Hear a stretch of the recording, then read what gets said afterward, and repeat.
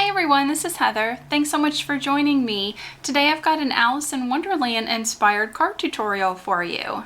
We're going to be making this fun card using some new stamps from Jane Davenport. She's recently released a line called Whimsical and Wild that has different girls with different types of animals. And when I saw this girl holding the cat, I immediately thought of Alice in Wonderland. So I thought I would color her like she's holding the Cheshire Cat. So this is a stamp set. It's called Perfect Cat. It's got a couple of sentiments with the bow and some flowers so you can add some accents. And to color my images today, I'm going to be using some Distress Crayons from Tim Holtz. My cardstock base is just an 8.5 by 11 sheet of dark purple cardstock that I've just cut, scored, folded in half. I've also got a piece of Strathmore cold press watercolor paper that's cut to 5 1/4 by 4 and an extra little piece for her bow. When I'm using watercolor paper, because it has a little bit of a texture to it, I like to use my stamp positioner. So I've gone ahead and centered my image in my stamp positioner and set the title up kind of to the left top of the card. I'm going to be stamping the main image with black Stays-On ink. And for my sentiment, I'm going to be using Stays-On Gothic Purple. So I'm going to stamp that on my watercolor paper. And if I don't get a perfect impression, that's okay. I can stamp it again. So after a couple of inkings with the black, I'm happy with the way my images look. And I'm also going to go ahead on my small little separate piece of watercolor paper and stamp out the bow also in the black Stays-On. If you're not familiar with Distress Crayons, they're sort of a creamy, waxy consistency. They come like this in a pen. The cap and the base will tell you what color's inside, as well as it's printed on the side. This is scattered straw. When you start to use it down, you can just twist the bottom here and more of the crayon will come up at the top. You can use these alone or like we're going to do today with water for a nice creamy watercolor.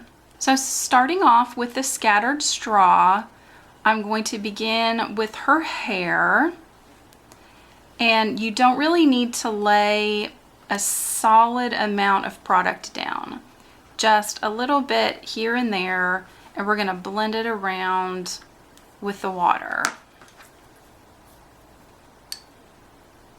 Pick some water up on my paintbrush, and I'm going to smooth that color around and just fill the entire area with the scattered straw. And then you can continue to build up color with these, and you don't need to wait for them to dry. In fact, they'll be a little bit smoother if you do kind of a wet on wet with them. So I'm just going to add some of the crayon where I would like it to be a little darker. And again, with the paintbrush, kind of smooth this out. And these make for really quick and easy watercolor techniques. And again, if you need some more color anywhere, you can just continue to apply and blend that out as much as you would like. For her skin tone, I'm using the Tattered Rose color. Just gonna lay down a little bit of a light amount of color all along her face and hands. I've cleaned off my paintbrush in between colors, and I'm going to blend that nice rosy color out all over her face and hands.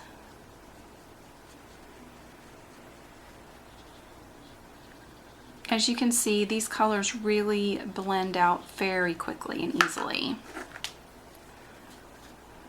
I want to add some more darker accents to her face. So I'm going to give her some cheeks, add a little color to the tip of her nose, around her hairline, under her jaw, and a little shadowing on her hands. I also want to color in her lips and the little paw prints on the kitty. with the same tattered rose color. For these layers, I don't want to blend this out too much. I want that to be my shading and shadowing. So I'm just gonna lightly blend those out. And again, if I feel like I need to add a little bit more of the color, I can just keep building it up. But I love how you can get so much of a different gradation of tone with just one color of crayon. For my Cheshire Cat, I'm using milled lavender. I'm gonna just kind of lightly scribble all over the cat's fur, except around the face, ears, and feet. I've cleaned off my paintbrush. I'm just gonna soften that color out, blend it around a little. While it's wet, I'm gonna go back in with the milled lavender and add some more shading and shadowing, just have it darker in some areas. I'm gonna soften that up just a little bit. For the cat's face and his legs, I'm using old paper. I also wanted to add just a little bit more color and dimension in his fur. So just a few little areas. I'm gonna bring a little bit more of that old paper color in and smooth that out with my paintbrush. I'm gonna go back in and add a little bit more of the old paper in a couple of places, just for a little bit more dimension and inside the ear. I'm going back to the scattered straw that I used for her hair to give my Cheshire Cat some little yellow eyes. And with the weathered wood crayon, I'm going to color in her bow. So I kept the color darker towards the center. I'm going to blend that out just a little bit. And with the bow finished, I'm just going to take my scissors and cut around, leaving just a little bit of a white border. Using the same weathered wood crayon that I used on the bow, I wanted to add some shadowing around my stamped image. So I'm going to be using the wet on wet technique.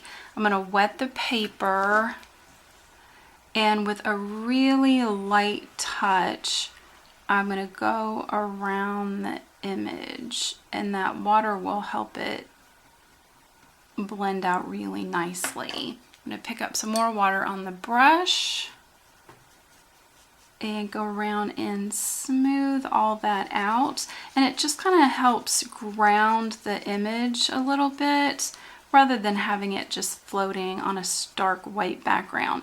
You can also use your fingers a little bit if you kind of want to smudge it as well. Just make sure you're not using too much water. You don't want your watercolor paper to buckle. So I'm just going to continue to go around and blend that blue out all the way around. And here's that background all blended out. I've applied tape runner to the back of my watercolor paper. I'm going to center that on my card base. I've added some foam tape to the back of the bow. I'm going to place that on top of her head.